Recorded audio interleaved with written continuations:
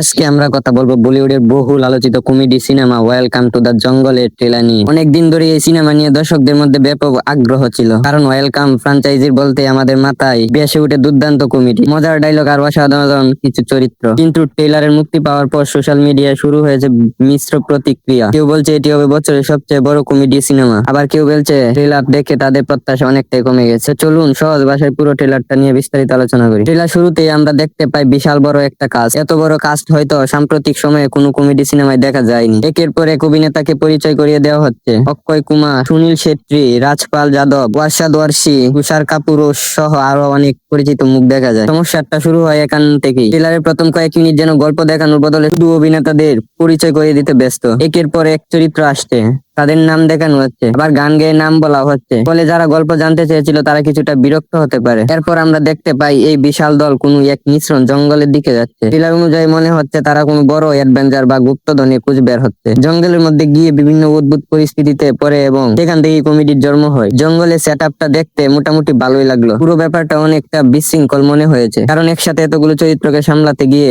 Trailer গল্পের উপর focus করতে পারেনি। দর্শক বুঝতেই পারে না আসল মূল গল্পটা কি। কমেডির কথা বলতে গেলে ট্রেলার প্রচুর জোকস এবং গ্যাগস রাখা হয়েছে, কিন্তু সব জোকস সমানভাবে কাজ করেনি। কিছু কিছু দৃশ্য দেখে হাসি পেলে অনেক জায়গায় কমেডি জোর করে ঢুকানো হয়েছে বলে মনে হয়। বিশেষ করে কয়েকটি দৃশ্য চরিত্ররা শুধু চিৎকার করেছে অথবা অদ্ভুত অঙ্গভঙ্গি করছে। নির্মাতারা হয়তো এটাকে কমেডি হিসাবে দেখাতে চেয়েছেন, কিন্তু দর্শকদের অনেকের কাছে এগুলো খুব একটা মজা লাগেনি। সবচেয়ে বেশি আলোচনা হচ্ছে ব্যাকগ্রাউন্ড মিউজিক নিয়ে।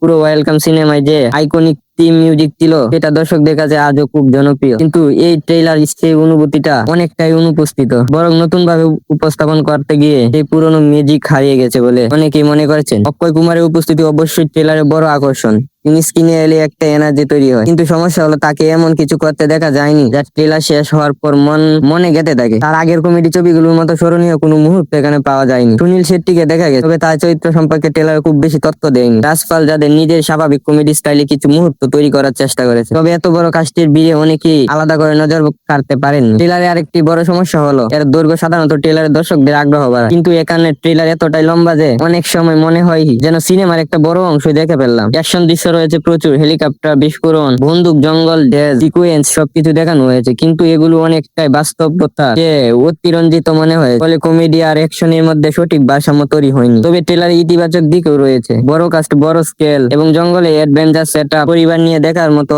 একটি এন্টারটেনমেন্ট প্যাকেজের ইঙ্গিত দেয়। যদি সিনেমার গল্প শক্তিশালী হয় এবং কমেডিগুলো ঠিক মতো কাজ করে, তাহলে ছবিটি দর্শকদের বিনোদন দিতে পারে। কিন্তু শুধুমাত্র ট্রেলার বিচার করলে বলতে হয় এটি প্রত্যাশা অনুযায়ী খুব একটি শক্তিশালী ইমপ্যাক্ট তৈরি করতে পারেনি। পুরনো ওয়েলকাম সিনেমার যে চার্ম ছিল সেই অনুভূতি এখনো খুব কমই পাওয়া গেছে। সব মিলে welcome to the jungle trailer দেখে মনে হয়েছে নির্মাতারা বড় কাস্ট এবং বড় স্কেলের উপর বেশি ভরসা করে, কিন্তু শক্তিশালী গল্প এবং স্মরণীয় কমেডির ঝলক খুব একটা দেখাতে পারেননি। আমার ব্যক্তিগত রেটিং হলে ট্রেলারকে দেবো 5.5 আউট অফ 10। এখন দেখা যাক পুরো সিনেমার মুক্তির পর এটি দর্শকদের কতটা হাসাতে পারে। ভিডিওটা ভালো লাগলে লাইক দিন, শেয়ার করুন এবং আরো এমন সিনেমার রিভিউ পেতে চ্যানেলটি সাবস্ক্রাইব করতে ভুলবেন না। দেখা হবে পরবর্তী ভিডিওতে। আল্লাহ হাফেজ।